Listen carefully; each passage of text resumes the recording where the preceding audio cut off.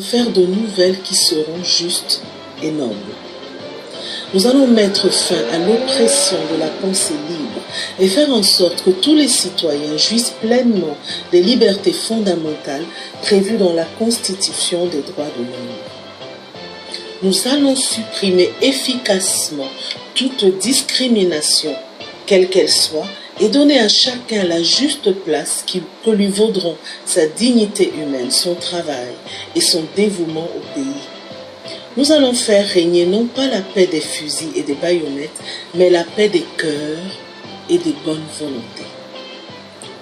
Et pour cela, chers compatriotes, soyez sûrs que nous pourrons compter non seulement sur nos forces énormes et nos richesses immenses, mais sur l'assistance de nombreux pays étrangers dont nous accepterons la collaboration chaque fois qu'elle sera loyale et ne cherchera pas à nous imposer une politique, quelle qu'elle soit.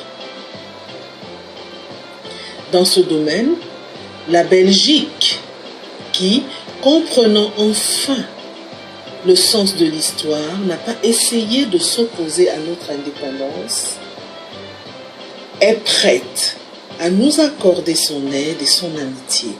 Et un traité vient d'être signé dans ce sens entre nos deux pays égaux et indépendants. Ce discours-là, que cette dame est en train de lire, c'est le discours du 30 juin 1960 de Patrice Lumumba. On va continuer à écouter. Peuple congolais, il faut se réveiller. Il faut arrêter d'être idiot. Il faut arrêter. Arrêter de continuer à croire à ce que les missionnaires vous avaient amené pour vous abrutir. La Bible, aliénation totale. Réveillez-vous. Vous n'êtes pas des peuples idiots. Est-ce que la Bible, c'est Dieu? Non. La Bible n'est que la parole. La Bible, c'est pas Dieu. Mais les missionnaires vous ont mis dans la tête que la Bible, c'est Dieu. Parce qu'en RDC, quand les Rwandais Tutsis viennent vous tuer, vous avez la Bible. Alléluia, alléluia. Après, ils tirent sur vous. La Cinco, quand ils vous ont fait sortir, ils avaient la Bible. Mais Kabila, ses hommes, ils vous ont tué comme des moutons, comme des sangliers, comme des lapins.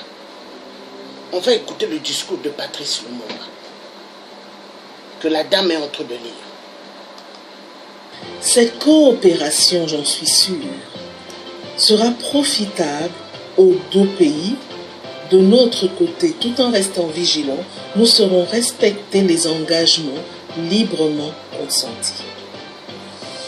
Ainsi, tant à l'intérieur qu'à l'extérieur, le Congo nouveau, notre chère République, que mon gouvernement va créer, sera un pays riche, libre et prospère.